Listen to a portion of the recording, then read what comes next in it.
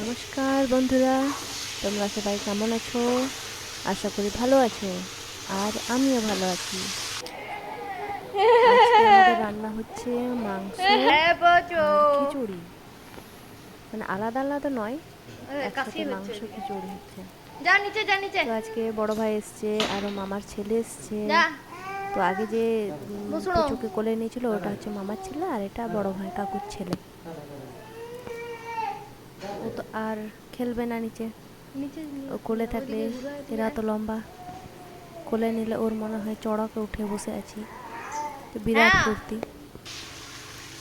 আর এদিকে রান্না হচ্ছে তোমার মাংস, আর কালকের ছাতু আনা হয়েছিল, ওই ছাতু মিশিয়ে খিচুড়ি হচ্ছে, মাংস ছাতু দিয়ে খিচুড়ি। তো এই যে রান্না চলছে।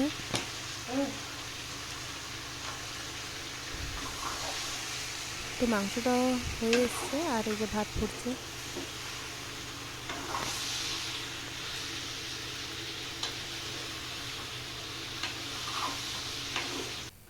আর এই যে হয়ে গেছে। কি দেখাচ্ছে, মনে হচ্ছে এই কষাই খেয়ে নেবো মাংসটা।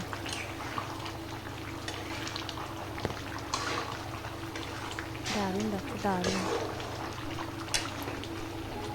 আর ছাতুও তো মাংসের মতোই লাগে অনেকটা, তাই নাকি?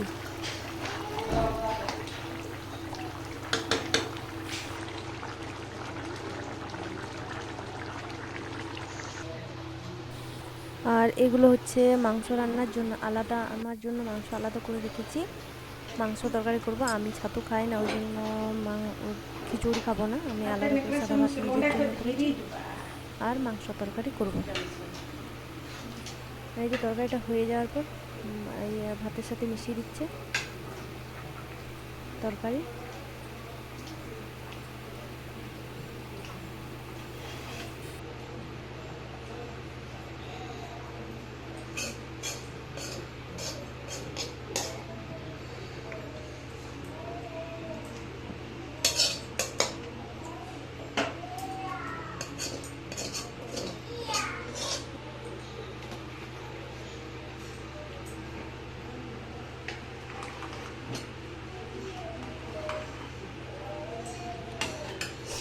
তো এদিকে খিচুড়িটা হয়ে গেছে, গরম মশলা দিচ্ছে মা। এই যে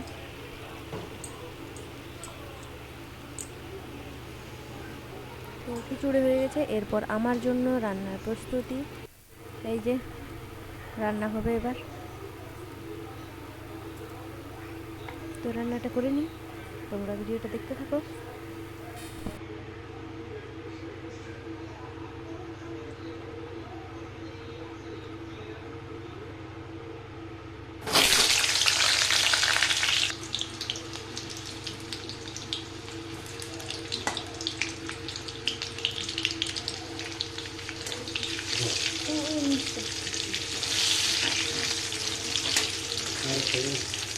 এটা হবে, বুঝতে পারবি?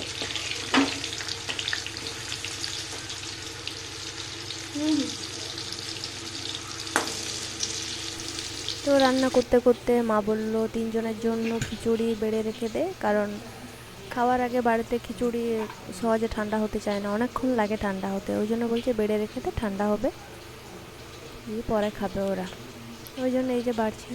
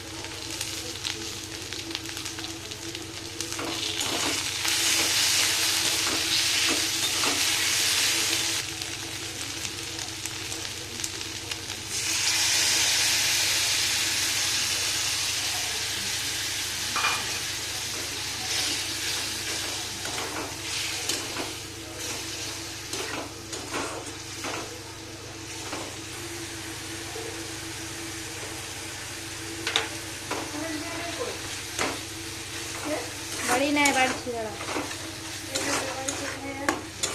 তুই তো এখন খোকন আর সোমেন খাক না।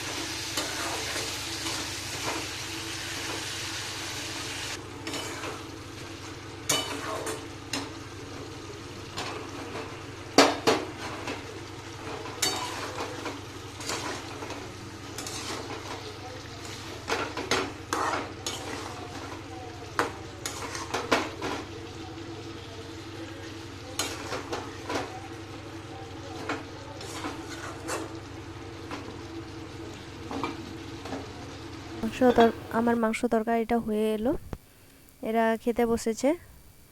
তো ওদেরকেও কষা মাংস থেকে 1 পিস করে দিয়েছি। আর এই যে এরপর লাস্টে এবার আমি খেতে বসেছি। তরকারি কিন্তু দেখেই খুব সুন্দর লাগছে, জানি না খেলে খাওয়ার পর কী হবে। তো ঠিক আছে, তোমরাও এসো খেতে। আজকের মতো এখানে ভিডিও শেষ। Tata, bye bye.